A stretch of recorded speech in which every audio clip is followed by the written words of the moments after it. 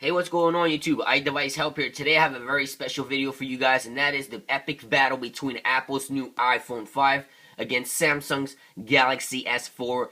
In this video, I'm going to be comparing hardware performance and speed, CPU performance. Also going to be comparing boot up speeds, internet speeds, and things of that nature. I'll have another video comparison software features and things like that, but in this video, strictly performance test. So now both devices, if I tap on the home button here, are off. So I'm going to go ahead and grab my iPhone 5 here, which the power button is up top, and the Samsung Galaxy S power button is on the side. So I'm going to press them both at the same time, and let's see which one powers up faster. So 1, 2, 3.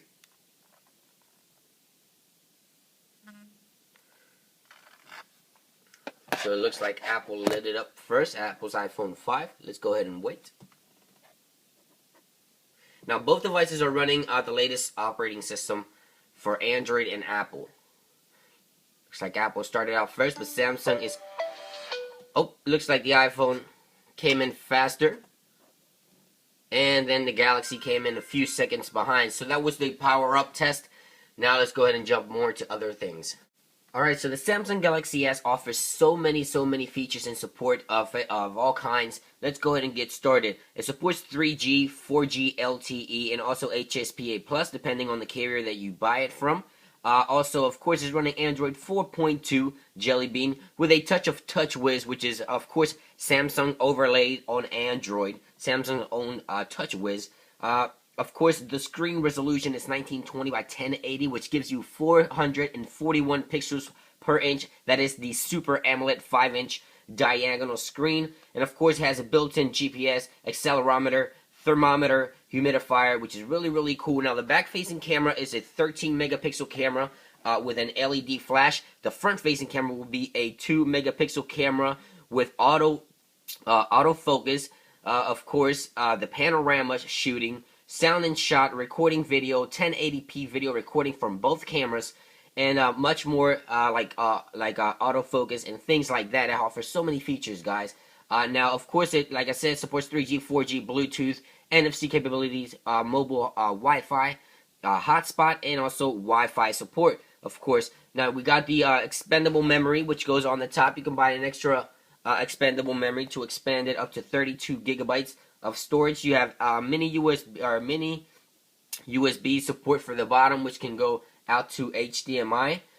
We also have a 1.6 gigahertz processor built into this model. The international model also offers a 1.8 gigahertz. This is a quad-core Cortex processor inside this bad boy. Now, it also only weighs 130 grams. That is relatively light if you think about it. Like I said, the SD card is in there, the GPS, and those are some of the things. I might have missed a few, but those are some of the core things that the Samsung Galaxy S4 has to offer. I'm not going to go through the specs of the iPhone 5 because we already talked about that in prior videos, but if you want the specs on the iPhone 5, there will also be in the video description down below. So let's go ahead and continue with this performance test. Alright, so now the next test is going to be performing the CPU performance. I have both on both devices. I have the Geekbench application. This will test all the performance of the CPU inside this bad boy. So let's go ahead and begin. So the Samsung Galaxy S came in first with 2553 on CPU performance. Again, that is running the latest version of Android 4.2. The iPhone 5 is still doing its test. Memory performance was 2400 for the Samsung Galaxy. Alright, so there is the iPhone 5's performance is about half of what the, well, not half, but close to half of what the Samsung Galaxy S4 performance was. As you can see, the memory score was 1877. There you go. There you guys have it. Those are the performance as of CPU performance on both devices. Samsung, of course, took that by a long shot. So let's go ahead and continue with the performance test. Alright, now quickly jumping on over to the speed test. I got speedtest.net here, an application that measures the internet speeds, and I'm going to go ahead and jump into the settings application here on both devices, and make sure that we are connected to the same network so the test is absolutely fair to both devices. And I'm going to be doing one device first and then the other, so that there it is, the Belkin's 74A. That's my network. All right, here it is on the iPhone as well. Now that is a dual band Wi-Fi connection, so it does support dual band on both devices, so it should perform rather nicely. So let's go ahead and jump back into the speed test application, and like I said, I'll do one device first and then the other so it doesn't interfere one with the other. So let's begin with the Samsung phone.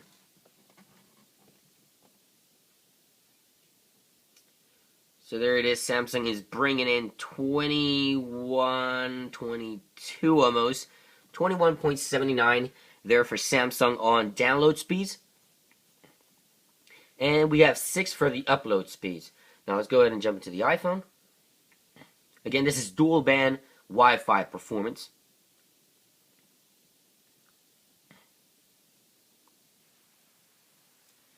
And it looks like the iPhone is bringing in 13 and a half. And on upload speed, it looks like the iPhone is bringing in close to 5. 4.5 for the iPhone 5. Let's run one more test. Samsung Galaxy S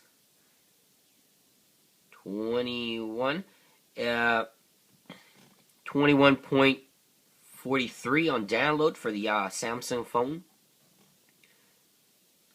and 5.7 up. Let's do the iPhone one more time.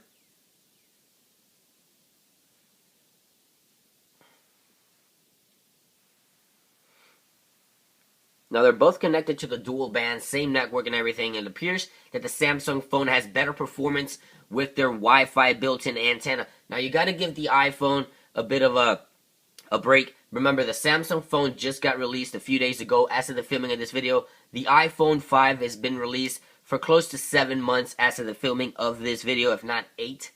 So, I mean, both devices are performing rather nice.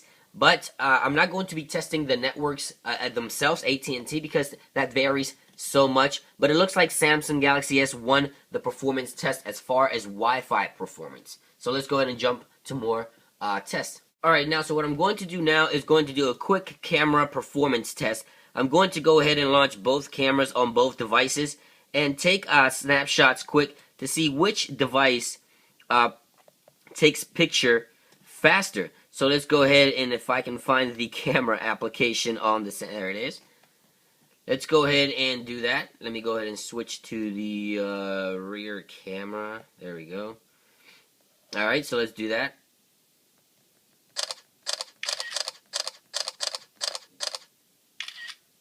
So it looks like Samsung takes pictures faster. Let's go ahead and try that again.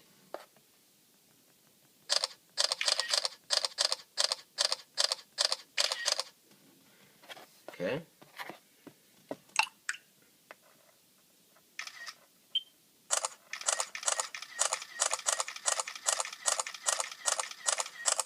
Just about the same speed. I think Samsung has a little bit of an edge there on the camera shutter. I think it goes a little bit faster, but Apple not too far behind there on the picture taking. That was a quick camera test on the speed of the camera shutter. Alright guys, so the next test is going to be checking the performance of the browser speeds. Now let's see which device actually browses through pages faster, and also checking performance on zooming in and out and gestures of that nature. So I have my blog here loaded on both devices, so let's go ahead and begin the test. And it looks like the iPhone came in just a little bit quicker there for the browser speeds, even though the Samsung Galaxy phone has better CPU performance according to the Geekbench application. It looks sometimes when you have software alongside with hardware that is more in sync, you can get better performance even if your CPU performance is not up to par with another device, as in this case that we just seen here. Now we're going to go ahead and go to the non-mobile version of the website by tapping on there. And there we go. It looks like Samsung just came in a little bit. Oh, nope. It looks like the iPhone actually finished in a little bit quicker than that. Well, you guys be the judge of that one. I think the iPhone came in a little bit quicker. Samsung was still loading up pages, and it looks like the iPhone did win the performance test on the browser. Let's go ahead and try the zooming in and out. And as you can see, I will let you guys be the judge of the text. To me, it looks like both texts look wonderful. The Samsung Galaxy S screen is magnificent. And the zoom in and out has no glitches on either device. It looks like it's performing rather nicely. So that is a browser speed test on both devices, Samsung Galaxy S4 and the iPhone 5. Alright guys, so that pretty much puts an end to this performance test comparing the Apple's iPhone 5 and Samsung Galaxy S4. So you guys be the judge of which device you think it's better performance for you and which device you think it's better for your needs. Now, I think it really does come down to any personal preferences. To me, my personal favorite is the iPhone 5. I've used iPhone for the longest, and I do enjoy using the iPhone, but that does not take any credit away from Samsung's new Samsung Galaxy S4, which is also a great device. I just prefer using my iPhone 5. So, if you guys have any questions or anything you need to say, please leave a comment down below, and make sure you subscribe to my channel by clicking the subscribe button up top if you haven't already. And of course, like always, don't forget to stay up to date with the latest information on your iOS device by visiting iDeviceHelpUs.blogspot.com. It's been iDevice. I hope you guys really enjoyed this video, and I will catch you guys on the next one. Peace.